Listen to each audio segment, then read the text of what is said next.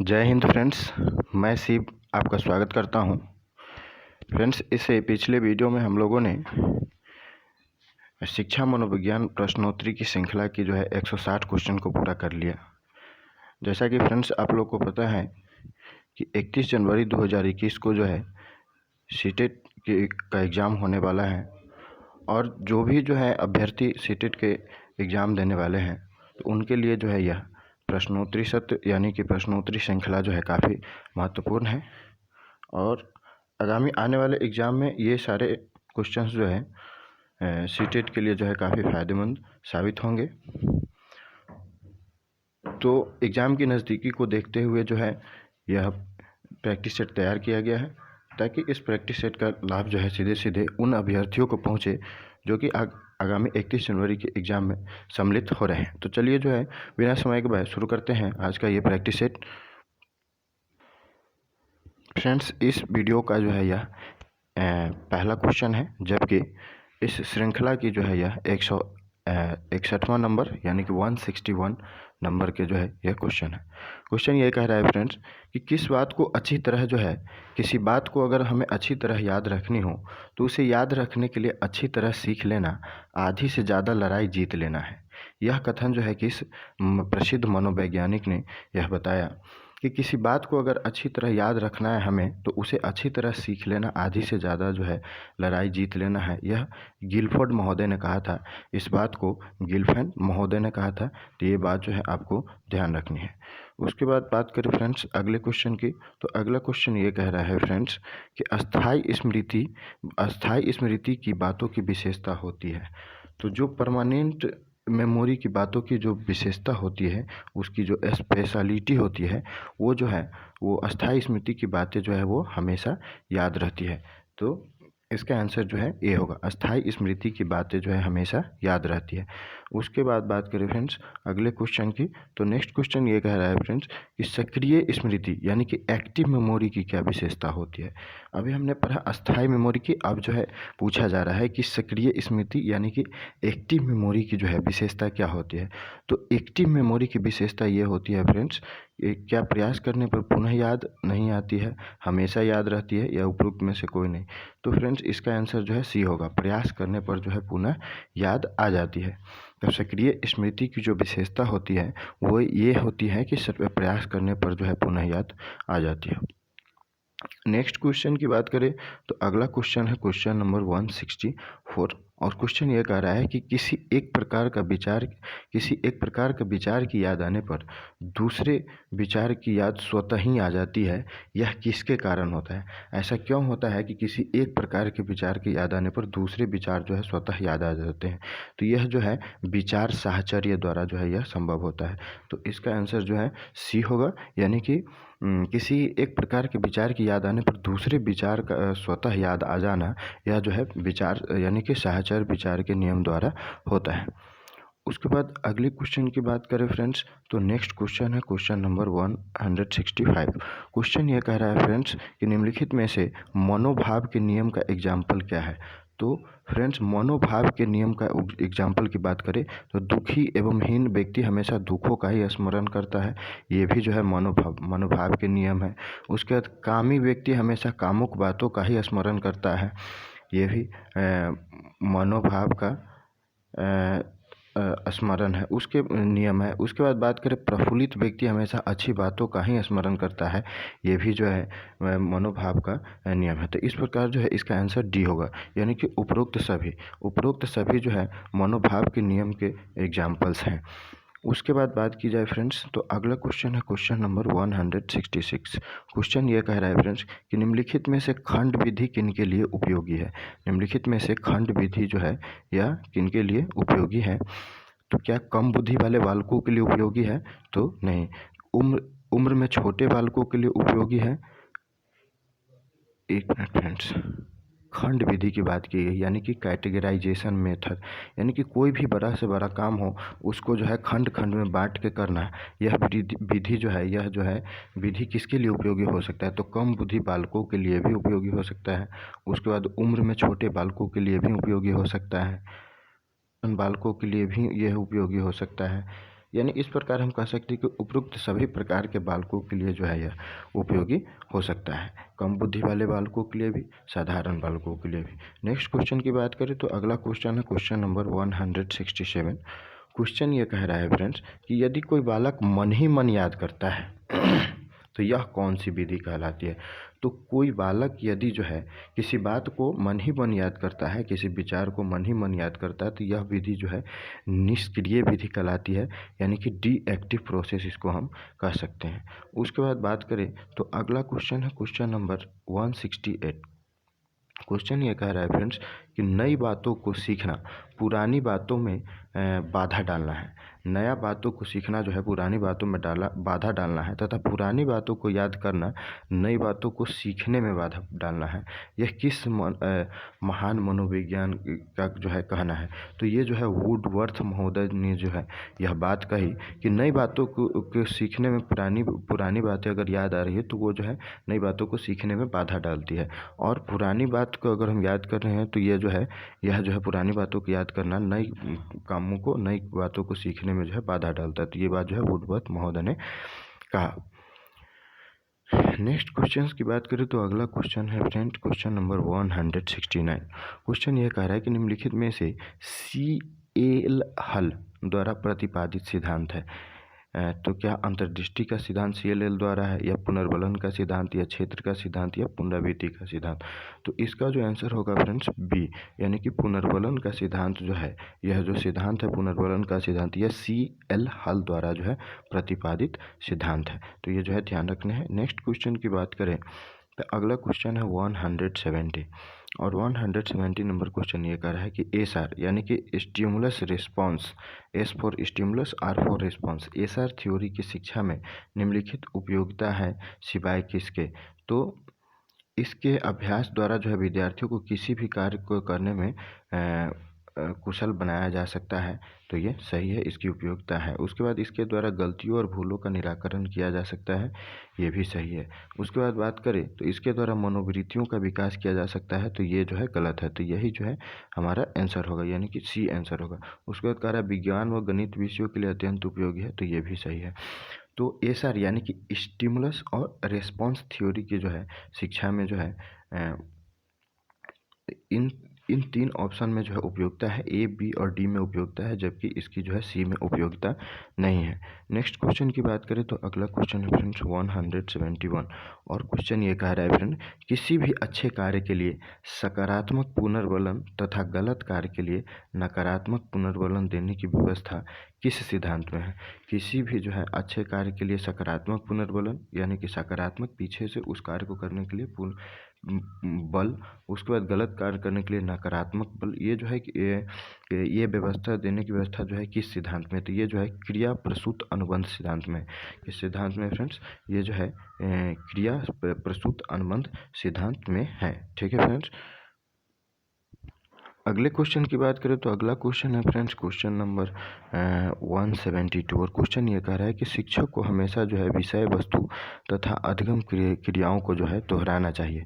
यानी जो टीचर होते हैं उसको हमेशा जो है विषय वस्तु यानी कि जो कंटेंट पढ़ानी हो उसको, और उसके बाद अधिगम क्रियाएँ यानी कि लर्निंग प्रोसेस को जो है दोहराना चाहिए, ताकि बालकों की आदतों को जो है बेहतर बनाया जा सके। तो यह जो वाक्य है यह किस सिद्धांत पर आधारित है। तो यह वाक्य जो है यह वाक्य जो है प्रबलन के सिद्धांत, विधिक सिद्धांत, रीइंफोर्समेंट सिद्धांत, यानी उपरोक्त सभी सिद्धांत पर जो है यह आधारित है। प्रबलन सिद्धांत, विधिक सिद्धांत, रीइंफोर्समेंट सिद्धांत, इस सभी सिद्धांत पर जो है आधारित है। नेक्स्ट क्वेश्चन की बात करें तो अगला क्वेश्चन है फ्रेंड्स, अगला क्वेश्चन है वो क्वेश्चन नंबर 173, और क्वेश्चन यह कह रहा है फ्रेंड्स कि जेरोम एस ब्रूनर ने अधिगम का कौन सा सिद्धांत प्रस्तुत किया। तो क्या स्थानपन्ना का सिद्धांत प्रस्तुत किया, या अन्वेषण का सिद्धांत, या दशा का सिद्धांत, या उद्देश्यवादी का सिद्धांत। तो फ्रेंड्स जेरोम एस ब्रूनर ने जो है अधिगम का अन्वेषण सिद्धांत जो है प्रस्तुत किया। तो इसका जो है एग्जैक्ट आंसर बी होगा। नेक्स्ट क्वेश्चन की बात करें तो अगला क्वेश्चन है क्वेश्चन नंबर 174, और क्वेश्चन ये कह रहा है फ्रेंड्स कि एडवर्ड टोलमैन ने अधिगम का कौन सा सिद्धांत प्रस्तुत किया। तो फ्रेंड्स एडवर्ड टोलमैन ने जो है अधिगम का जो है उद्देश्यवाद का जो है सिद्धांत प्रस्तुत किया। तो ये जो है ध्यान रखना है कि एडवर्ड टोलमैन ने जो है अधिगम का उद्देश्यवाद का सिद्धांत प्रस्तुत किया। नेक्स्ट क्वेश्चन की बात करें तो नेक्स्ट क्वेश्चन है क्वेश्चन नंबर 175। एडविन गुथरी ने अधिगम का कौन सा सिद्धांत प्रस्तुत किया? एडविन गुथरी ने अधिगम का कौन सा सिद्धांत प्रस्तुत किया? तो एडविन गुथरी ने जो है फ्रेंड्स अधिगम का स्थानपन्नता का सिद्धांत प्रस्तुत किया। एडविन गुथरी ने जो है फ्रेंड्स अधिगम के स्थानपन्नता का सिद्धांत प्रस्तुत किया। नेक्स्ट फ्रेंड्स अगला क्वेश्चन है क्वेश्चन नंबर 176। क्वेश्चन ये कह रहा है फ्रेंड्स कि आशुबेल ने अधिगम का कौन सा सिद्धांत प्रस्तुत किया? तो मित्रों आशुबेल ने जो है अधिगम का जो है शाब्दिक अधिगम का जो है सिद्धांत ये किसने प्रस्तुत किया? आशुबेल ने प्रस्तुत किया। तो आशुबेल ने जो है फ्रेंड्स शाब्दिक अधिगम का सिद्धांत प्रस्तुत किया। उसके बाद बात करें तो अगला क्वेश्चन है क्वेश्चन नंबर 177। ये क्वेश्चन ये कह रहा है फ्रेंड्स कि हेगरिटी ने अधिगम का कौन सा सिद्धांत प्रस्तुत किया? तो हेनरी ने फ्रेंड्स अनुकरण द्वारा अधिगम का सिद्धांत जो है प्रस्तुत किया। हेनरी ने जो है अनुकरण द्वारा अधिगम का सिद्धांत प्रस्तुत किया। उसके बाद बात करें तो अगला क्वेश्चन है क्वेश्चन नंबर 178 यानी कि 178वां नंबर क्वेश्चन है। क्वेश्चन ये कह रहा है कि क्षेत्र सिद्धांत प्रतिपादित करने वाले प्रसिद्ध मनोवैज्ञानिक कूट लेविन ये किस देश के थे? तो सबसे पहले एक क्वेश्चन तो इस प्रश्न में ही है कि क्षेत्र सिद्धांत जो है प्रतिपादित करने वाले जो मनोवैज्ञानिक थे उनका नाम था कूट लेविन। फिर उसके बाद बात करी वे किस कंट्री से थे? तो वे जो है जर्मनी से थे। तो ये जो है इसका आंसर जो है बी होगा। वे कूट लेविन जो है जिन्होंने क्षेत्र सिद्धांत को प्रतिपादित किया वे जर्मनी के निवासी थे। नेक्स्ट क्वेश्चन की बात करें तो अगला क्वेश्चन है क्वेश्चन नंबर 179। क्वेश्चन ये कह रहा है फ्रेंड कि सुकरात क्या था? क्या वो मनोवैज्ञानिक था, दार्शनिक था, चिकित्सक था, उपरोक्त सभी था? तो सुकरात की बात की जाए फ्रेंड्स तो सुकरात जो है एक दार्शनिक था यानी कि फिलोसोफर था। तो सुकरात क्या था? एक दार्शनिक था। अगला क्वेश्चन की बात की जाए तो क्वेश्चन नंबर 180। क्वेश्चन ये कह रहा है कि सुकरात की अध्ययन पद्धति को क्या कहा जाता है? तो सुकरात की अध्ययन पद्धति को जो है फ्रेंड्स द्वंद्वात्मक अध्ययन पद्धति कहा जाता है। सुकरात की जो अध्ययन पद्धति है उसे द्वंद्वात्मक अध्ययन पद्धति कहा जाता है। उसके बाद बात करें फ्रेंड्स तो अगला क्वेश्चन है क्वेश्चन नंबर 181 यानी कि 181वां नंबर क्वेश्चन है ये। और क्वेश्चन यह कर रहा है कि वदाइमर, कोहलर तथा कोफा ये जो है किस देश के मनोवैज्ञानिक थे? ये तीन नाम है वदाइमर, कोहलर और कोफा। ये तीन व्यक्ति जो है ये तीनों जर्मनी के हैं। कहाँ के हैं? जर्मनी के। तो इसका आंसर जो है सी होगा। अगले क्वेश्चन की बात करें तो अगला क्वेश्चन है क्वेश्चन नंबर 182 और 182वें नंबर क्वेश्चन ये कह रहा है कि स्याही के धब्बों वाला परीक्षण ये किसने किया? तो स्याही के धब्बों वाला जो परीक्षण किया था फ्रेंड्स वो हरमन रोसा ने किया था। किसने किया था? हरमन रोसा ने। तो इसका एग्जैक्ट आंसर जो है बी होगा यानी कि 182वें नंबर क्वेश्चन का जो है उपयुक्त उत्तर बी होगा। आगे बात की जाए तो अगला क्वेश्चन है क्वेश्चन नंबर 183 यानी कि 183वें नंबर क्वेश्चन ये कह रहा है कि स्याही के धब्बों वाला परीक्षण यानी कि प्रक्षेपण विधि इसको कहते हैं, स्याही के धब्बों वाला परीक्षण, इसका निर्माण जो है हरमन रोसा द्वारा कब किया गया? अब यहाँ पर जो है एग्जैक्ट डेट इसका पूछा जा रहा है कि किस ईस्वी में जो है स्याही के धब्बों वाला परीक्षण जो है हरमन रोसा द्वारा किया गया। तो हरमन रोसा द्वारा जो है फ्रेंड्स स्याही के धब्बों वाला जो है परीक्षण सन 1921 में किया गया। कब किया गया? सन 1921 में किया गया। तो ये बात जो है आपको ध्यान रखने हैं फ्रेंड्स। चलते हैं अगले क्वेश्चन की ओर। नेक्स्ट क्वेश्चन है क्वेश्चन नंबर 184 और ये क्वेश्चन ये कह रहा है फ्रेंड्स कि स्याही के धब्बों वाला परीक्षण जो प्रक्षेपण विधि इसका निर्माण करने वाला मनोवैज्ञानिक जो जिनका नाम था हरमन रोसा वो किस देश के थे? तो वे जो है स्विट्जरलैंड के थे। ये आपको ध्यान रखना है जिन्होंने जो है स्याही के धब्बों वाला परीक्षण किया। और कब किया? तो 1921 में किया। ये भी जो है ध्यान रखना है। अगले क्वेश्चन कहता है फ्रेंड्स कि अगला क्वेश्चन ये कह रहा है कि बुद्धि लब्धि के संबंध में सबसे पहले विचार रखने वाला मनोवैज्ञानिक कौन था? बुद्धि लब्धि के शब्द में सबसे पहले विचार रखने वाला मनोवैज्ञानिक कौन था? तो बुद्धि लब्धि के संबंध में जो सबसे पहले विचार रखने वाला मनोवैज्ञानिक टर्मन था। कौन था?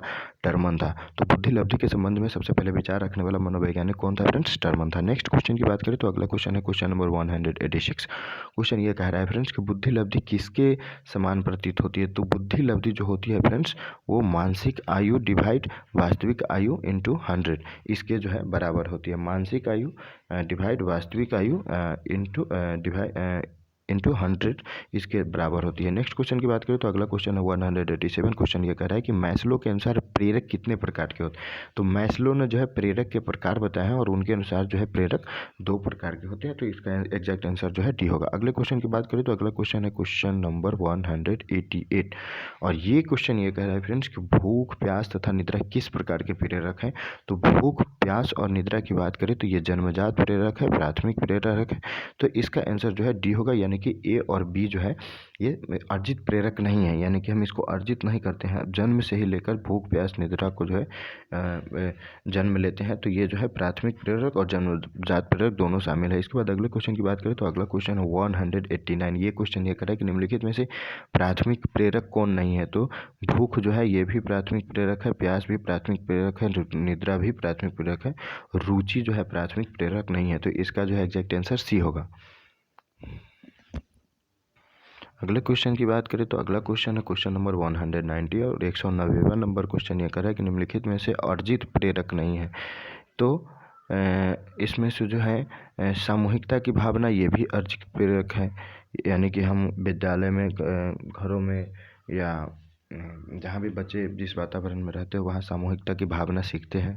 उसका रुचि जो है वो खुद डेवलप करते हैं, आदत भी जो है वो खुद डेवलप करते हैं। तो ये सब जो है अर्जित प्रेरक है। जबकि भूख की बात की जाए तो ये जो है प्राथमिक प्रेरक होते हैं, जन्मजात प्रेरक होते हैं। तो इसका एग्जैक्ट आंसर जो है डी होगा। अगला क्वेश्चन की बात करें तो अगला क्वेश्चन है 191 और ये क्वेश्चन ये कर रहा है कि निम्नलिखित में से प्रेरकों का प्रकार कौन सा नहीं है। कौन सा जो है वो प्रेरक का प्रकार नहीं। तो प्राथमिक प्रेरक भी प्रेरक का प्रकार है, अर्जित प्रेरक भी, जन्मजात प्रेरक। तो इसका एग्जैक्ट आंसर जो है डी होगा, यानी कि उपरोक्त में से कोई नहीं। अगले क्वेश्चन की बात करें तो अगला क्वेश्चन है फ्रेंड्स क्वेश्चन नंबर 192 और ये क्वेश्चन ये कह रहा है फ्रेंड्स कि जीवन का लक्ष्य किस प्रकार का प्रेरक है। तो जीवन के लक्ष्य की बात करें तो न तो ये प्राथमिक प्रेरक है, न जन्मजात प्रेरक है, न उपरोक्त में से सभी। जीवन का लक्ष्य जो है ये अर्जित प्रेरक है, यानी कि इसे हम अर्जित करते हैं। तो इसका आंसर जो है बी होगा। अगले क्वेश्चन की बात करें तो अगला क्वेश्चन है क्वेश्चन नंबर 193। क्वेश्चन ये कह रहा है फ्रेंड्स कि व्यक्तिगत रुचि किस प्रकार का प्रेरक है। तो व्यक्तिगत रुचि जो है बात करें फ्रेंड्स तो ये जो है अर्जित प्रेरक है। व्यक्तिगत रुचि यानी कि पर्सनल इंटरेस्ट की बात करें तो ये जो है अर्जित प्रेरक है। नेक्स्ट क्वेश्चन की बात करें तो अगला क्वेश्चन है क्वेश्चन नंबर 194 और क्वेश्चन ये करा है फ्रेंड कि शिक्षा प्रणाली में यानी कि एजुकेशन सिस्टम में अनुकरण विशेष को महत्व देने वाले मनोवैज्ञानिक कौन थे।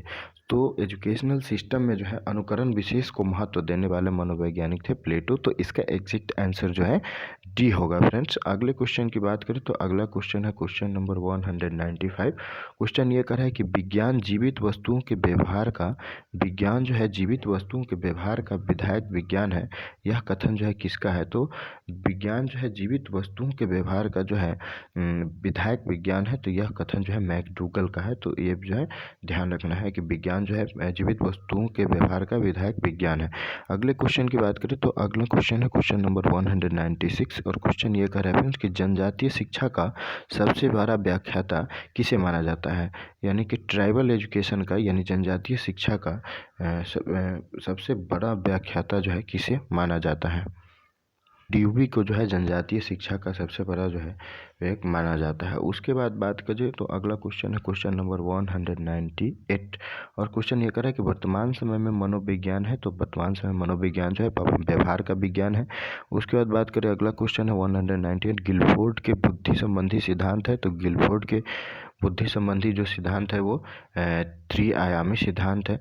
उसके बाद बात की जाए तो अगला क्वेश्चन है क्वेश्चन नंबर 199 और क्वेश्चन ये कह रहा है कि क्वेश्चन ये कह रहा है कि लैटिन शब्द साइको का अर्थ है। तो साइको का अर्थ जो है आत्मा होता है। लैटिन शब्द साइको का अर्थ क्या होता है, आत्मा। उसके बाद 200 नंबर क्वेश्चन और इस वीडियो का ये आखिरी क्वेश्चन है। साइकिल चलाने वाला स्कूटर चलाना शीघ्र सीख लेता है, यह क्या है। तो यह जो है धनात्मक स्थानांतरण है। क्या है, धनात्मक स्थानांतरण है। तो इस प्रकार जो है यह वीडियो समाप्त हो। यदि आप सीटेट की तैयारी कर रहे हैं तो इस वीडियो को बार बार प्रैक्टिस करके जाएं एग्ज़ाम में, ताकि जितने भी शिक्षा मनोविज्ञान से संबंधित क्वेश्चन है उसे कवर कर सके। तो इस वीडियो में इतना। धन्यवाद।